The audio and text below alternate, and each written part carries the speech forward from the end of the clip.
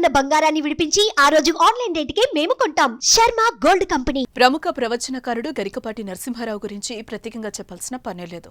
నిజ జీవిత సత్యాలపై ఆయన వేసే చలోక్తులు ప్రతి ఒక్కరికి కనెక్ట్ అవుతూ ఉంటాయి. నవ్వేస్తూనే పంచులు విసరటం, ఆ పంచుల్లోంచి ఫైనల్ గా నీతి వాక్యాలు తీయటం ఆయన నైజం. అలాంటి గరికపాటిపై ఆయన మొదటి భార్య కామేశ్వరి సంచలన వ్యాఖ్యలు చేశారు.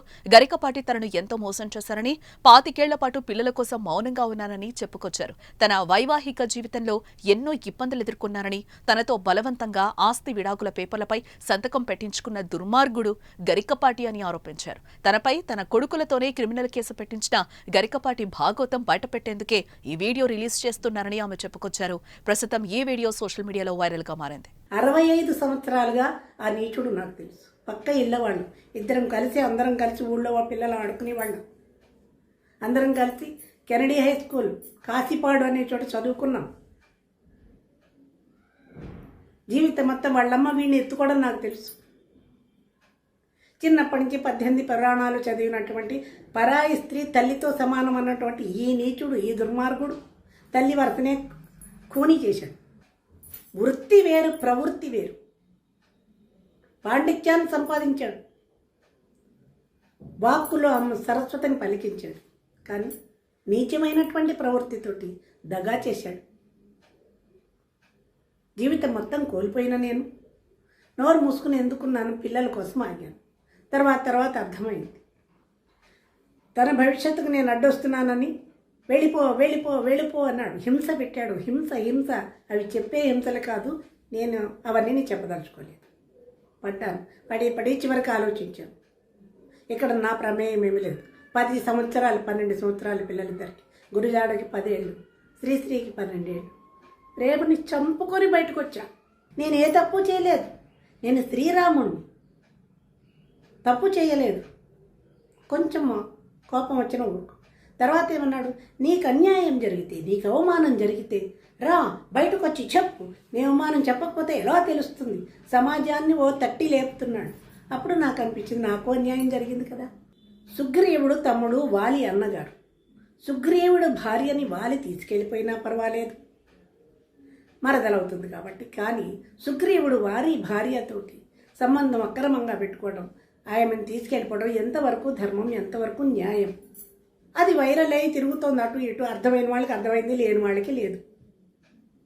నా మీద క్రిమినల్ కేసు పెట్టి పోలీస్ స్టేషన్లో ఆగాడు.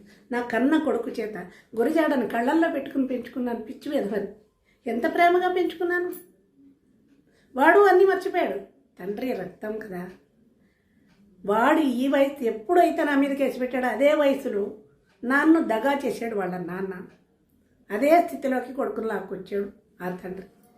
పిల్లల భవిష్యత్తు చూసి వాళ్ళని మంచిగా తీర్చిదిద్దవలసినటువంటి ఒక టీచర్ వన్స్ అపాన్ ఏ టైం కొడుకు చేత క్రిమినల్ కేసు కన్నతల మీద పెట్టిస్తాడండి. వీడియోలు తీసేయాలి, నా పరువు పోతుంది అంటే అదే మాటని ఆ కొడుకుని నా దగ్గరికి పంపించి వీడియో తీసేయమనరా, పరువు తీయొద్దనరా అని ఉంటే కొడుకు మీద ప్రేమతోటి తీసేద్దును కదా, నోరు మూసుకుని ఉందని కదా. మనిషికి పుట్టినప్పటి నుంచి అహంకారం. మీ గురువుగారికి చాలా అహంకారం, కుటుంబంలో అందరికీ అహంకారం. పొగరుతోటి క్రిమినల్ కేసా, నీతో పోతున్నాను రా అంటే క్రిమినల్ కేసు పెట్టాడు. అప్పుడు విడాకులు పెట్టి పెళ్ళే లేదు, విడాకులు. ఇప్పుడు మళ్ళీ గతంలో ఆ రాముడితోటి నేను ఉన్న రోజుల్లో నాకు చెప్పకుండా 1 డేలో విడాకులు ఇప్పించినటువంటి దుష్ట నీచ నికృష్ట మానవుడు నీ గురువు. పచ్చటి సంసారం, సుఖంగా బతుకుతున్నాను. నలుగురు అన్నదమ్ములు, వీళ్ళ పెద్దన్నయ్య, వీళ్ళ మామయ్య, కట్టుకున్న భర్త గరికపాటి వెంకటేశ్వరులు నా భర్త పేరు.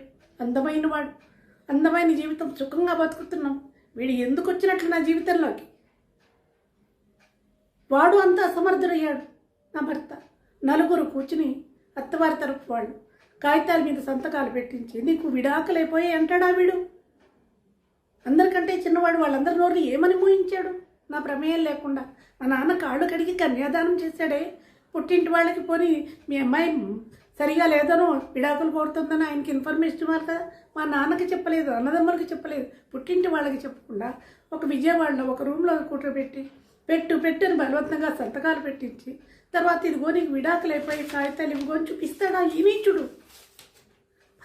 పచ్చని సంసారం కూల్చి ఆ రోజు నేను పెట్టిన శాపాలే ఇవాళ వీడియోలు. వారం రోజులుగా వీడిని ఉతికి ఉతికి ఆరేస్తున్నారు. వీడి దరిద్రాన్ని బయటకు లాగారు. విత్తనం నాటినాడే మొక్క వచ్చి ఫలాలు పుష్పాలు రావు. 40 సంవత్సరాల క్రితం చేసినటువంటి ద్రోహం ఇవాళ ఈ అహంకారాన్ని దెబ్బ కొడుతుంది. అప్పుడు విడాకులు ఇప్పించాడు. విడాకులు కాగితం నాకేమి ఇవ్వలేదు. పోనీ విడాకులు చేసుకుంటే వాళ్ళకున్న ఆస్తుల భరణం స్త్రీకి ఇస్తారు, అది తెలియదు. వెర్రిదాన్ని నేను. తర్వాత నీతో పడట్లేదు వెళ్ళిపోతున్నానంటే క్రిమినల్ కేసు పెట్టాడు. లాయర్ దగ్గర 3 లక్షలు అడిగాను. 3 లక్షలు పెట్టి ఫోర్జరీ చేసి లాగేశాడు. ఈ నీచ నికృష్ట నీ గురువు.